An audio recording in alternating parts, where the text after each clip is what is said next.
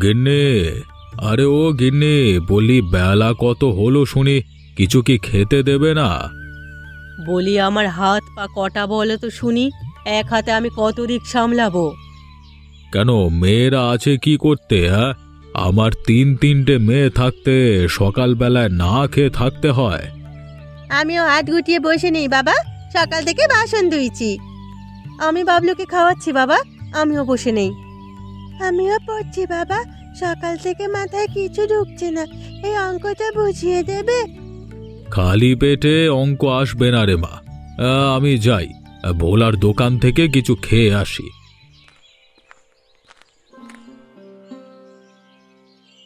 এখন আর কোথাও যেতে হবে না, এই নাও মুড়িগুলো খেয়ে একটু চা খাও, আমি ভাতের হাঁড়ি চড়িয়েছি। দাও গিন্নি দাও, সকালে একটু মুড়ি পেলে মন্দ হয় না। তা তপন কোথায়? ওকে দেখছি না যে। ও বাজারে গেছে। সে কি, ছেলেটাকে বাজারে পাঠালে কেন? ওর না আজকে অফিস আছে? আমার কথা বললে কি আর শোনে? বললে আজ মাছ কিনবে গিয়ে, বাজারে নাকি বড় মাছ উঠেছে। বড় মাছ? আহা, কতদিন বড় মাছ খাই না।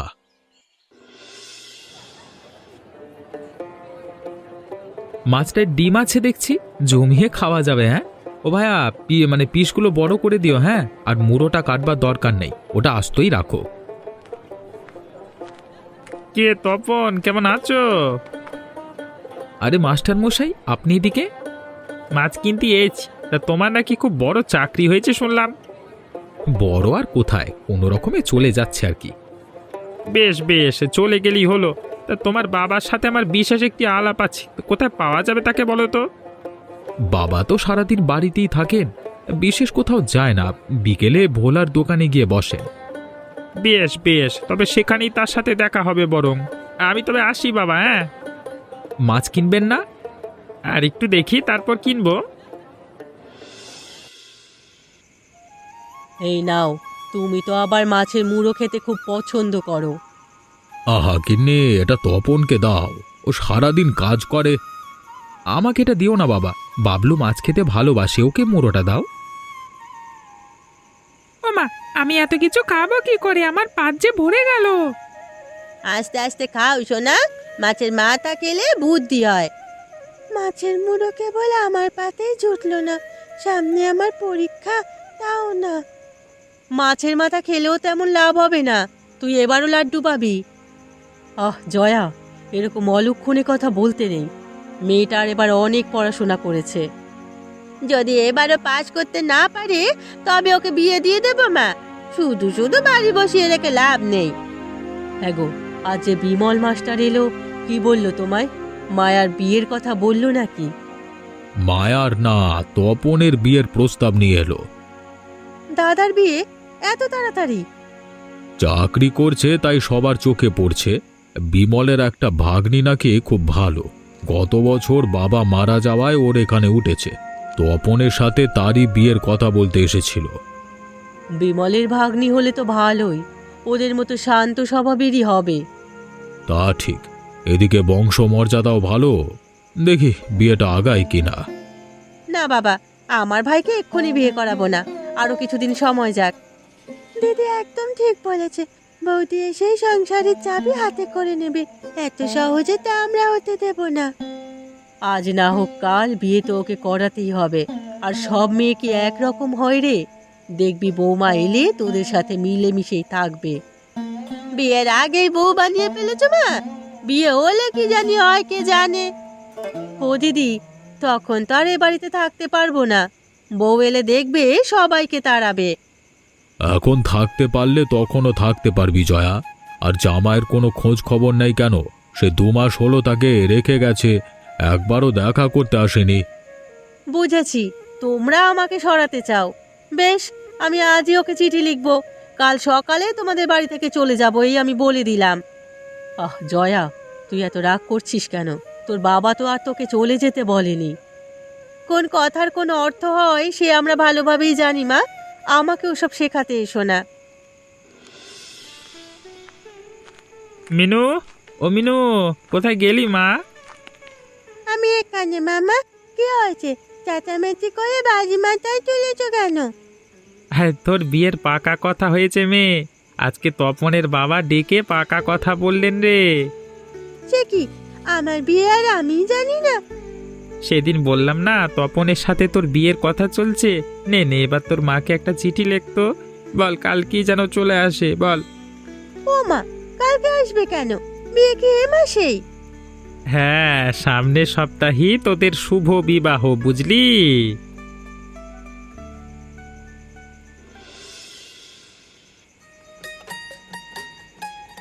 বরণ কাজ হয়ে গেছে মা, তুমি এবার গৃহে প্রবেশ করো।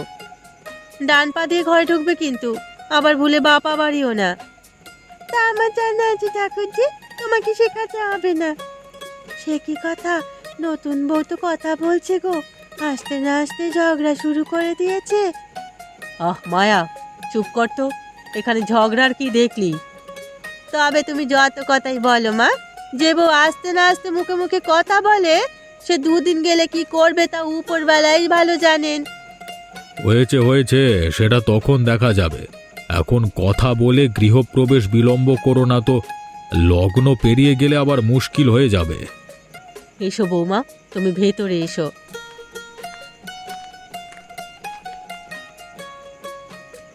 হ্যাঁ করো বউ, শ্বশুর বাড়িতে এসে একটু মিষ্টি খেতে হয়। সে কি, একটু মিষ্টি খেলে আর একটু খাও। আমি মিষ্টি খেতে পারি না দিদি, আর খাবো না। সে কি কথা, নতুন বউ নাকি মিষ্টি খায় না? এরকম কাণ্ড তো কোথাও দেখিনি। রাখ দিদি রাখ, আমরা দিচ্ছি বলে খাবে না, এমনিতে দেখবি মিষ্টির পোকা। কি, আমি তুলে দিচ্ছি বলে নতুন বউ মিষ্টি খাবে না? কেন রে তপন, বিধবা হয়ে আমি কি অন্যায় করে ফেলেছি? হ্যাঁ, আর যদি আমার স্বামী থাকতো তবে এ কথা শুনতে হতো না। না না দিদি, ও এমনিতে মিষ্টি পছন্দ করে না, তুমি এতে কষ্ট পেও না। বৌদি কি পছন্দ করে কি পছন্দ করে না তা তুই জানলি কি করে দাদা?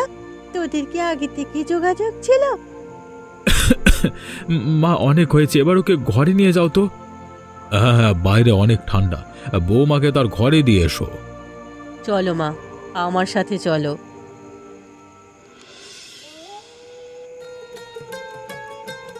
ননদ তো নয় যেন সাক্ষাৎ জমদূত, গোয়েন্দার সামনে এসে পড়লেও এত জেরা করে না। ওরা একটু এমনই, তোমাকে সবার সাথে মানিয়ে নিতে হবে। মানিয়ে নেবো কেন? আমি তো মানিয়ে নিতে এখানে আসিনি। সে কি, তাহলে কি ননদের সাথে ঝগড়া করবে? তাও হবে না, কারণ তার আগেই ওদের সাথে মিশে যাব। যাক বাবা, হাঁপ ছেড়ে বাঁচলাম। তুমি তবে অন্য বউদের মতো নও। অন্য বৌদের মতো মানে? কটা বিয়ে করেছেন আপনি? না না, আমি আগে বিয়ে করিনি কোনো। এই যে অন্যের বাড়ির বউয়েরা ঝি ননদের সাথে ঝগড়া করে, তুমি তেমনটি নও তাই বললাম। আমি যে তেমন নই, বুঝলেন কি করে? তোমার কথা শুনেই বুঝতে পেরেছি গো। বেশ, বুঝলে ভালো। এখন আমার খুব ঘুম পাচ্ছে, আমাকে ঘুমোতে দিন তো। সে কি, রাতে খাবে না? না, আমার খুব মাথা ধরেছে, আমি এখন ঘুমাবো। হ্যাঁ গো দিদি, বউয়ের চোপা দেখেছো? মুখের ওপর কথা বলতে ছাড় দেয় না। শহরের মেয়ে বুঝলি না, মুখে মুখে তর্ক করে অভ্যাস আছে। আমি আগেই বাবা মাকে বলেছিলাম এ বিয়ে না করাতে, এখন বুঝুক মজা। কদিন পর থেকে যে এই মেয়ে কাউকে মানবে না, তখন টের পাবে। না না দিদি, তা তো আর হতে দেওয়া যাবে না। হাজার হোক ভাইটা আমাদের, অন্য মেয়ে তার সংসারে ছড়ি ঘোরাবে, তা মানা যায় না। সত্যি, একদম সত্যি কথা বলেছে বর্দি, এত সহজে হাল ছাড়া যাবে না। ওই মেয়ে যদি ঘরের কর্ত্রী হয়ে যায় তবে আমাদের কপাল পোড়াবে। বেশ, তবে আমিও কম জানি না। ওই মেয়েকে যদি চুলের মুঠি ধরে না নাচাই, তবে আমার নামও রাসমণি না।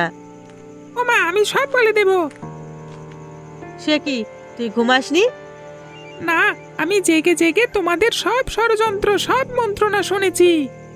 তা কি শুনেছিস তুই? তোমরা সবাই মিলে নতুন মামিকে সায়স্তা করবে। আমি সব বলে দেব ওদের। তবে রে দুষ্টু বাদর, আজ তোর একদিন কে আমার একদিন।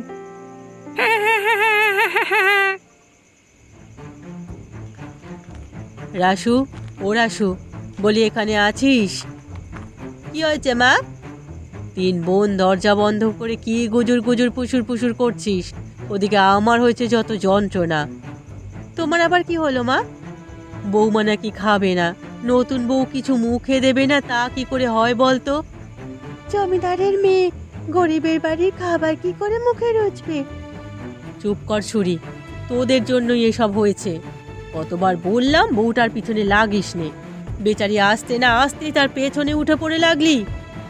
ও বাবা, বউ আসতে না আসতে মা দেখছি তার পক্ষে চলে গেছে। আমাদের পক্ষের একজন লোক কমে গেল, কি বলিস দিদি? হাসি রেখে আমার সাথে আয়। আর রাসু, তুই গিয়ে দেখ তো কি হয়েছে। ঠিক আছে, আমি যাচ্ছি।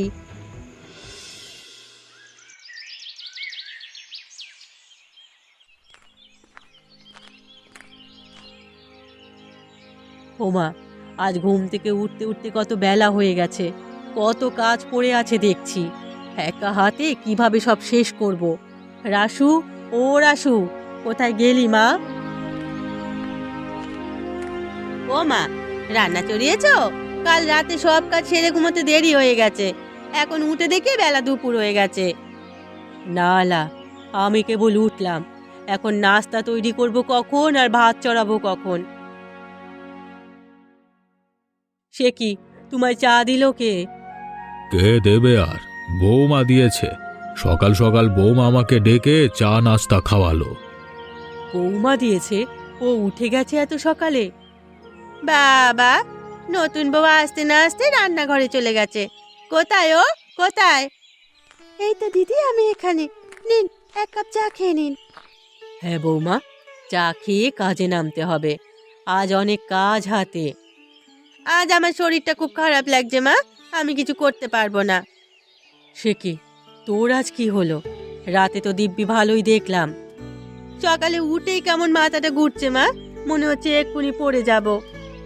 হাই প্রেসার, কতবার বললাম দুশ্চিন্তা করিস না খুকি, চিন্তা করে করে প্রেসারটা বাড়িয়েছিস। তাহলে আপনার আর কোনো কাজ করতে হবে না দিদি, আজ আপনি বিশ্রাম নিন। সে কি, ও কাজ না করলে করবে কে? কেন আমি?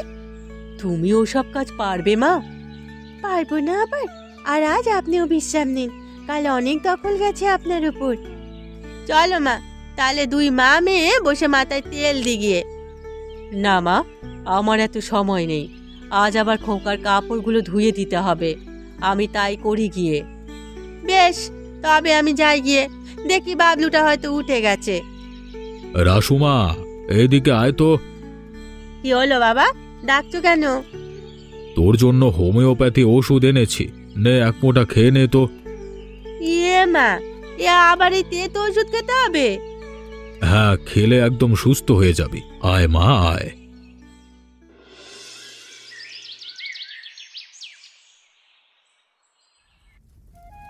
বৌদি, ও বৌদি, কি করছো? রান্না করছি ঠাকুরজি। কি কি রান্না করলে? মাছ, মাংস, শাকসবজি সব আছে। আজ কিন্তু আমার বর আসবে, তার জন্য একটা মাছ ভাজি করে রাখবে। মাছের তরকারি আছে, আবার ভাজি করার কি দরকার? তুমি এত বেশি বুঝো না তো বউ, ও যেভাবে বলছে সেভাবে রান্না করো। বেশ, তবে আপনারাই রান্না করুন না। তুমি থাকতে আমরা রান্না করব কেন? দাদা কি তোমাকে সাজিয়ে রাখতে ঘরে এনেছে নাকি? তোমাকেও সাজিয়ে রাখতে বাড়িতে রাখেনি? কাজ করে খেলে কি এত অসুবিধা হয় তোমাদের? দেখলে দিদি, দেখলে কিভাবে কথা কইছে আমাদের সাথে? আমি আর কিছু বলবো না মেজো, এ কথা এবার মায়ের কানে তুলতে হবে। কি, বৌমা তোদের এই কথা বলেছে?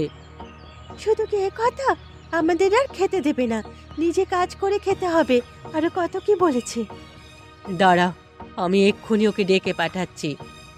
না না, এখন কিছু বলতে হবে না, তুমি কেবল তপনকে জানিয়ে দিও। হ্যাঁ মা, মেয়েটা বড় সুবিধের নয়, দাদা কিভাবে যে ওকে নিয়ে সংসার করবে তা উপরওয়ালাই জানে। সে কি, বাবলুটা পড়ে গেল কেন? বাবলু, ও বাবলু, কি হয়েছে তোর? আরে তাই তো, বাবলু, ও বাবলু। ও মা, ও যে কথা বলছে না, কি হবে এখন আমার? কাঁদিস না মা, কিছু হয়নি, ও জ্ঞান হারিয়ে ফেলেছে। শরীরও গরম দেখছি, মনে হয় গায়ে অনেক জ্বর। নে ধর তো জয়া, তুই ওকে ঘরে নিয়ে যা।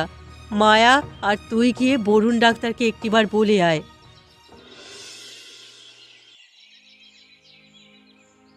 ডাক্তার কি বললে তো শুনলে গিন্নি। কালকের মধ্যে যদি ওর জ্বর ভালো হয়ে যায় তবে ভালো, নাহলে হাসপাতালে নিয়ে গিয়ে পরীক্ষা করাতে হবে। যদি খারাপ কিছু হয় তবে অপারেশনও করাতে হতে পারে। এত ছোট ছেলেটার কি অসুখ হলো, এ বয়সে ওর অপারেশন লাগবে? অসুস্থ হবে তো বাবা, আমার বড্ড ভয় করছে। ওপরওয়ালার উপর ভরসা রাখ মা, আশা করি খারাপ কিছু হবে না। হ্যাঁ দিদি, দেখবে বাবলু কাল ঠিক সুস্থ হয়ে যাবে। মা, ও মা, বাবলুর কি হয়েছে? ও তপন, তুই এলি, আমাদের যে সর্বনাশ হয়ে গেল বাবা। ঘটনা শুনেই আমি বের হয়ে এলাম। ও কেমন আছে এখন? এখন কিছু বলা যাবে না, জ্ঞান ফিরুক তারপর দেখা যাবে। আর ডাক্তার তো আসবেই রাতে, তখন শুনো সব। এখন যাও সবাই, ওর ঘরে চেঁচামেচি করো না। যান আপনারা, আমি ওর কাছে আছি।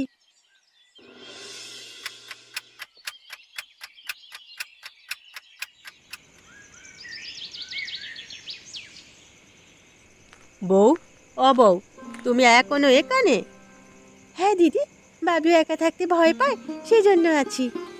ওর জ্বর কমেছে? না তো, সকাল অবধি দেখি, নয়তো ডাক্তারবাবু আবার আসবে। ঠিক আছে, তুমি এবার যাও, আমি ওর পাশে বসছি। না না দিদি, আপনি গিয়ে বিশ্রাম নিন, সারাদিন অনেক ধকল গেছে আপনার উপরে। তুমি অত কম কষ্ট করছো না বউ, সারাদিনে তো পেটে কিছুই পড়েনি।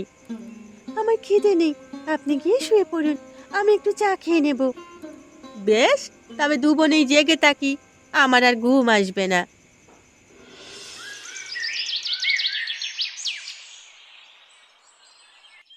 বাবলুর রিপোর্ট ভালো আসেনি। ডাক্তার বলেছে অপারেশনটা তাড়াতাড়ি করাতে হবে। কি অপারেশন লাগবে? ডাক্তার যা বলল তা তো নিজের কানে শুনলে। এখন তোমাদের যা ভালো মনে হয় তাই করো। কি আর করার, অপারেশন করাতেই হবে। আমরা আমাদের দাদু ভাইকে অকালে হারাতে চাই না। কিন্তু তার জন্য টাকা লাগবে অনেক। আমাদের হাতে তো এত টাকা নেই। কত টাকা লাগবে রে দাদা? সব মিলিয়ে 1,00,000 টাকা। এত টাকা? এত টাকা তো আমাদের কাছে হবে না। শ্বশুরবাড়ি থাকতে ওর পকেট থেকে চুরি করে কিছু টাকা জমিয়েছিলাম, তবে 5,000-এর বেশি হবে না। আমাদের হাতেও তো এত টাকা নেই, সব মিলিয়ে তো 20,000 জোগাড় করা যাবে। এখন কি হবে তবে? আমার ছেলেটা কি টাকার অভাবে মারা যাবে? বাবলুর কিচ্ছু হবে না দিদি, ও সুস্থ হবে। সে কি বৌমা, তুমি কি আনলে? এখানে আমার কিছু গয়না আছে মা, এগুলো বিক্রি করে বাবলুর চিকিৎসা করানো যাবে। তোমার গয়না বিক্রি করে নাতির চিকিৎসা করাতে হবে? না না বৌমা, তা সম্ভব নয়।